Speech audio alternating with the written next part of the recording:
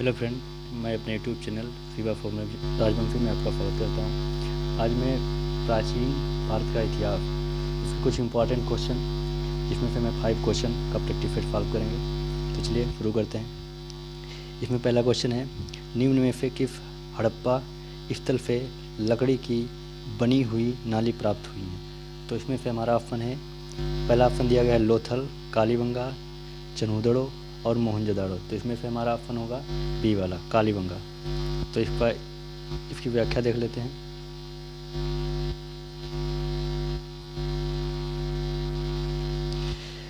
लिखा है, कालीबंगा से लकड़ी की बनी हुई नाली प्राप्त हुई हैं।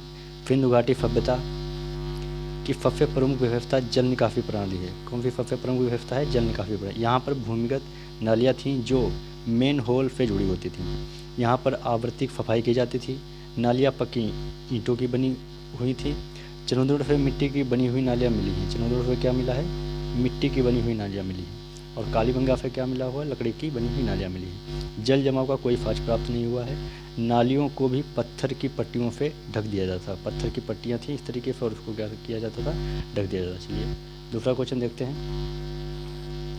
दूसरा क्वेश्चन हमारा है, निम्नलिखित में से किस इतिहासकार ने हड़प्पा सभ्यता पर प्रतिनिधि मूलक लोकतंत्र जनतंत्रात्मक वर्ग का शासन बताया? मैके, आर्य शर्मा, एएल बाफम, दयाराम साहनी। तो इसमें से हमारा ऑप्शन हो गया मैके। मैके ने क्या बताया था कि जो इतिहास प्रतिनिधि मूलक लोकतंत्र जनात्मक वर्ग का शासन बताया था। इसकी व्याख्या देख लेते हैं। मैके ने हड़प्पा सभ्यता पर प्रतिनिधि मूलक लोकतंत्र जनात्मक वर्ग का शासन बताया था। आर एफ शर्मा ने क्या बताया था? आर एफ शर्मा के अनुसार हड़प्पा सभ्यता में वणिक व्यापारी वर्ग का शासन था, जहां व्यापार और वाणिज्य को भी प्रधानता थी।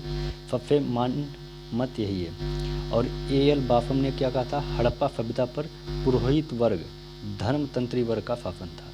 धर्मतंत्री वर्ग का शासन था। ठीक है, नेक्स्ट क्वेश्चन देखते हैं। नेक्स्ट क्वेश्चन हमारा है, निम्नलिखित कथनों पर विचार कीजिए।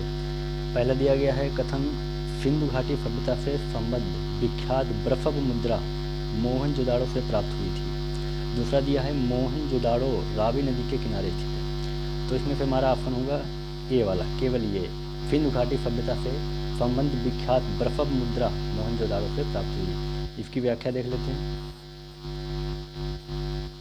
सिंधु घाटी सभ्यता से संबंध विख्यात बर्फब मृदा मोहनजोदाड़ो से प्राप्ति। इसमें बैल के अंगों में उभार और शरीर के अनुपात में जो विशिष्टता दिखाई गई है वह अपूर्व है। इसकी मार्शल महोदय ने प्रशंसा की थी। इसलिए कथन हमारा कौन सा सही हो जाएगा? ए वाला। दूसरा इसमें कथन दिया गया था कि मोहनजोदाड़ो रावी नदी के किनारे स्थित है। मोहनजोदाड़ो रावी नदी के किनारे स्थित नहीं है, मोहन सिंधु नदी के किनारे स्थित है, जबकि हड़प्पा रावी नदी के किनारे स्थित है। इसलिए हमारा कथन दूसरा क्या था? गलत हो जाएगा। नेक्स्ट क्वेश्चन देखते हैं। नेक्स्ट हमारा क्वेश्चन है, सिंधु घाटी सभ्यता के लोगों के धार्मिक समाज के बारे में कौन सा कथन सही है? उनका धार्मिक समाज क्या था?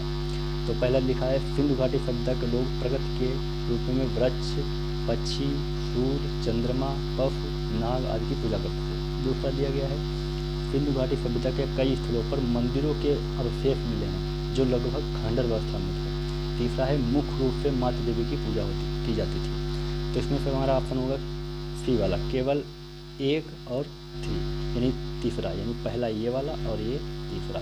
सिंधु घाटी सभ्यता के लोग प्रकृति के रूप में वृक्ष की पूजा करते थे, पक्षी, सूर्य, चंद्रमा, पफ, नाग और आदि की पूजा करते थे। मुख्य रूप से माता देवी की पूजा की जाती थी। सिंधु घाटी सभ्यता के कई स्थलों पर मंदिरों के अवशेष मिले हैं जो लगभग खंडर व्यवस्था, ये गलत है। इसकी व्याख्या देख लेते हैं। देखा, सिंधु घाटी सभ्यता के लोग प्रकृति के रूप में वृक्ष, पक्षी, सूर्य, चंद्रमा, पफ, नाग आदि की पूजा करते थे। इसलिए पहला सही था। सिंधु घाटी सभ्यता के स्थलों की खुदाई में किसी मंदिर अथवा पूजा स्थल के पास नहीं मिला था। इसलिए दूसरा हमारा क्या था? गलत था। मुख्य रूप से माता देवी की पूजा की जाती थी, ये सही था। इस सभ्यता के धार्मिक जीवन का एकमात्र स्रोत यहाँ पाई गई मिट्टी और पत्थर की मूर्ति एवं मोहरें। इनमें यह ज्ञात होता है कि यहाँ माता देवी पशुपति, शिव और लिंग एवं यौन की पूजा और पीपल, नीम आदि पेड़ों के नाग आदि की जीव जंतुओं की उपासना प्रचलित थी। पशुओं में कौन था? हाथी, बाघ, भैंसा, गेंडा और घड़ियाल के चित्र में थे, लेकिन घोड़े के चित्र का अभाव था। घोड़ा के चित्र क्या था? अभाव था। इसलिए हमारा ऑप्शन कौन सा सही होगा इसमें?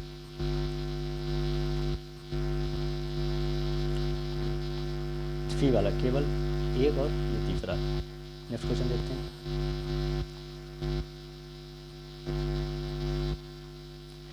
सिंधु घाटी सभ्यता के घरों की खिड़की और दरवाजे गली की ओर खुलते थे, किंतु इसका एकमात्र अपवाद है, यानी और सभी में खुलते थे, इसका एक ऐसा जो अपवाद है इसमें नहीं खुलते थे। तो कालीबंगा, लोथल, धौलावीरा और आलमगीरपुर। तो इसमें हमारा ऑप्शन होगा लोथल। लोथल क्या था? अपवाद था। इसकी व्याख्या देख लेते हैं। लिखा है सिंधु घाटी सभ्यता के अधिकांश घरों के खिड़की और दरवाजे गली की ओर खुलते थे, किंतु लोथल क्या था? लोथल इसका एकमात्र क्या था? अपवाद था। घर पक्की ईंटों के बने होते थे।